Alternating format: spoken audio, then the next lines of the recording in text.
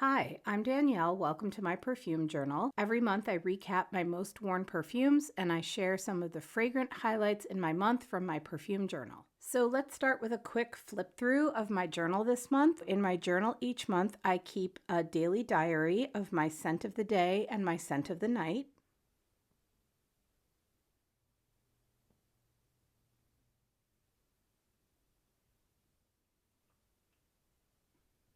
Then I keep track of how many times I've worn my perfumes in my most worn tracker. And in May, I wore a total of 27 perfumes. 23 of them were from my main collection and 4 of them were samples. So I also keep these color-coded trackers of my scent families and types of perfumes. This was an idea I got from watching journal videos on YouTube where people would keep like temperature maps of things like the weather, their water intake, their exercise habits, all kinds of things. And these kinds of visuals really satisfy my brain. So I decided to make them myself to keep track of my perfume wearing habits. So in May, I wore exclusively florals as my scents of the day. Powdery florals, fresh florals, green florals, flormons, fruity florals, but essentially I wore all floral perfumes. And most of my scents of the day were designer perfumes with a few niche and celebrity perfumes in the mix this month as well. And at night, I reached for,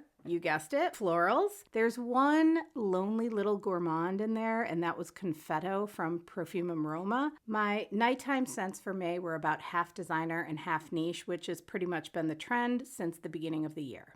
The next page in my journal is my ins and outs page. This is where I keep track of everything I brought into my collection and everything that left my collection. And I go into a little bit more detail about this page in my monthly series called Perfume Collecting for Regular People, where I share what I brought into my collection, what left my collection, and how much I spent right down to the penny. Okay, so what did I wear the most this month? Every month I keep track of like the top 3 perfumes I wore the most to share in this video. But the top 3 often end up in some kind of like tie, which they did again this month. So these are all of the perfumes that I wore 3 times or more during the month of May. So first up, we have Belle de Grasse from Fragonard, which I wore 3 times. I just got this perfume in April. I waited a long time to add this to my collection after I sampled it under its original name, Mimosa. I thought I would never ever find a bottle of this, but with a little research, I learned that Mimosa was not actually discontinued. It was just renamed and rebottled, so lucky me, I was able to pick this up quite easily. So Belle de Grasse is just the prettiest springy green floral. It has this fluffy mimosa as the main heart note. It's all pillowy and cloud-like, and it feels like a soft, feathery embrace. It has a really nice dose of lilac, giving it some greenness along with some violet leaf, and then there's a soft, creamy, musky base to this scent. It is just a lovely, lovely perfume, and I think the bottle is as pretty as the fragrance itself. Another perfume I wore 3 times is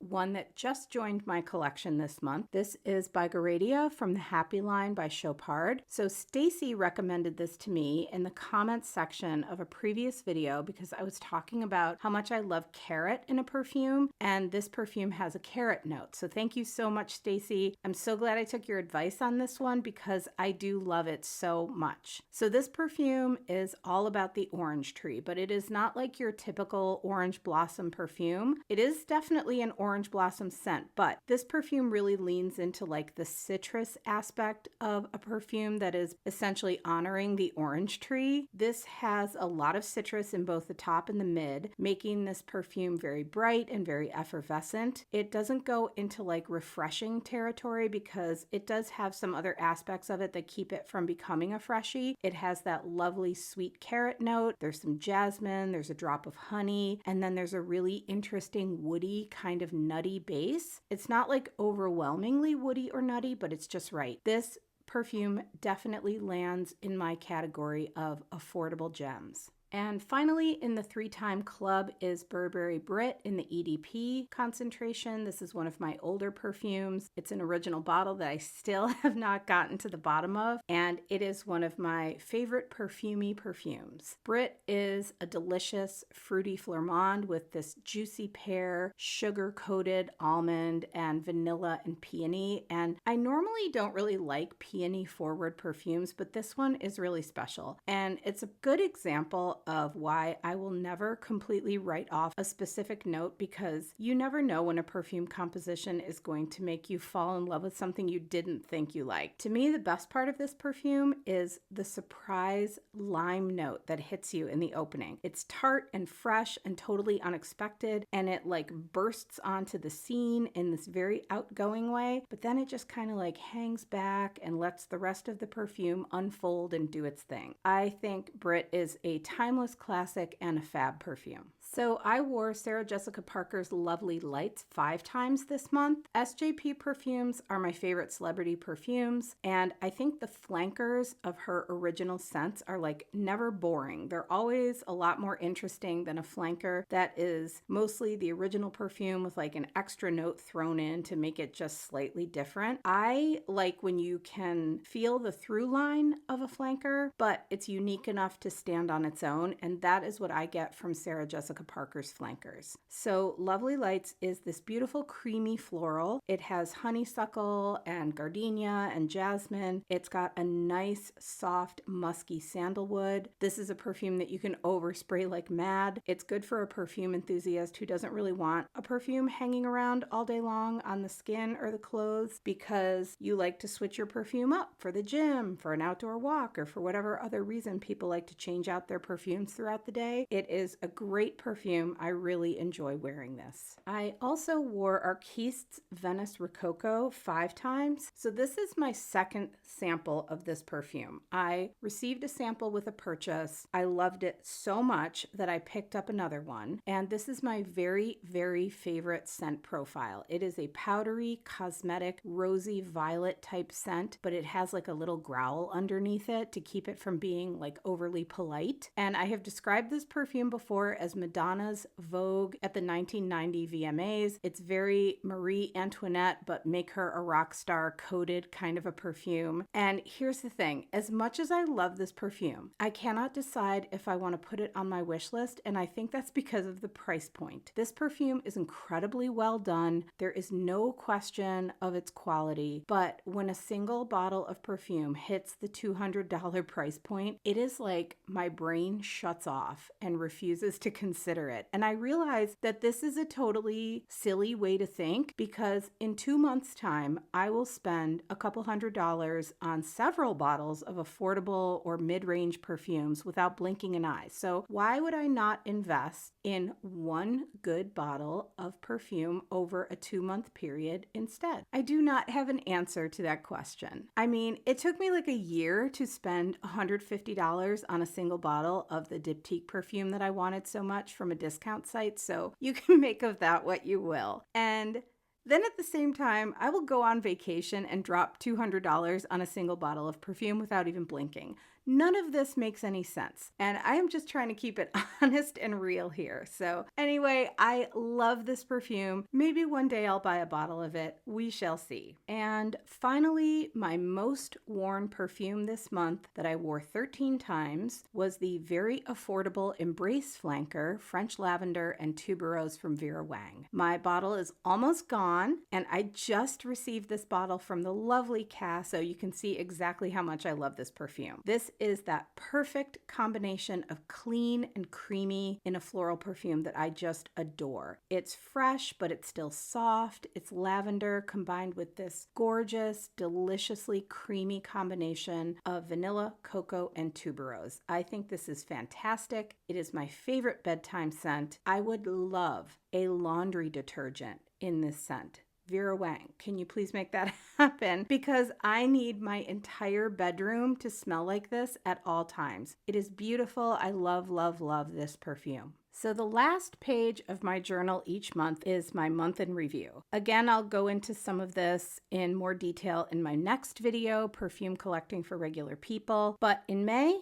I added 8 bottles and 2 samples to my collection. 2 of the bottles were secondhand and vintage, and the rest were brand new. 5 of the perfumes I added to my collection this month were affordable blind buys, but only 2 of them were successes for me, and 1 bottle was an addition that I've had on my wish list for about a year. I sold 4 bottles of perfume this month. 2 of them were niche perfumes, 2 of them were affordable perfumes. I just didn't want them anymore, and I decluttered 7 samples this month that I included with those sales. And the highlights from this month included my weekend family getaway where my sister-in-law and I went perfume sniffing together. I received a sample of Ben's new House of Mammoth release called Dino S'mores, which I talked about in my Samples of the Month video. And again, I added a perfume from my wish list to my collection. I don't know, that always just feels kind of special to me. I also started listening to a new perfume podcast called Making Sense Makes Sense. I will link that podcast down below. It's hosted by Thomas Dunkley, who used to have a fantastic podcast with Nick Gilbert called Fume Chat. I still go back and listen to old episodes of that podcast from time to time. It's so good. Anyway, Thomas works in the perfume industry. He's super knowledgeable. He's a really interesting voice in the perfume world, and his new podcast is really, really awesome. I especially loved the episode where he interviewed Ari and Katri, the owners of Ariel Shoshana, which is a niche perfume boutique near Washington, D.C. It was an outstanding interview and a really interesting look at like the pathway into what it is like to open up a fragrance shop. I love listening to perfume podcasts in the car every day on my way to and from work, and so Making Sense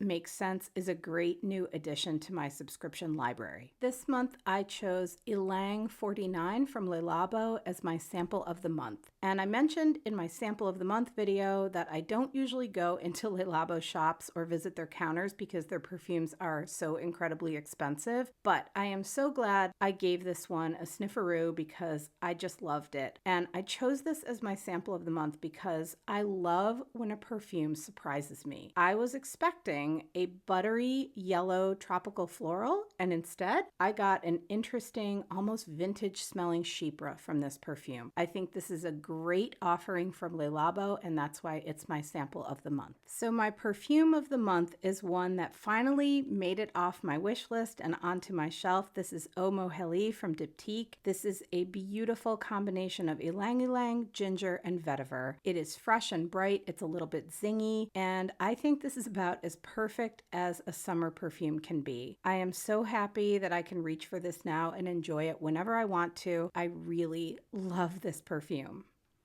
Okay, so that is my look back on the month of May. I hope you enjoyed this video. I always have a lot of fun making these recaps, and I'm extra pumped because Jamie from Not Another Perfume channel is talking about her perfume journal that she started on her vlog channel, Jamie Nicole Vlogs. Jamie, I love your journal so much. She just posted her first monthly recap video, and I'm going to link that video down below. I love watching journal videos of all kinds, but especially a perfume journal. I love stats, I love data, I love monthly recaps, and if you like that sort of thing too, Jamie's video will definitely be a great watch for you. So thank you so much. I really appreciate that you take your time to watch my videos and to chat perfumes with me in the comments. I love hearing from you, what you've been wearing, what you recommend, what you're hoping to try or add to your own collections. I really enjoy making these videos as a creative outlet for my love of perfume, but the real best part is connecting with you over this shared interest. I hope you have a great week, and I will see you in the next video.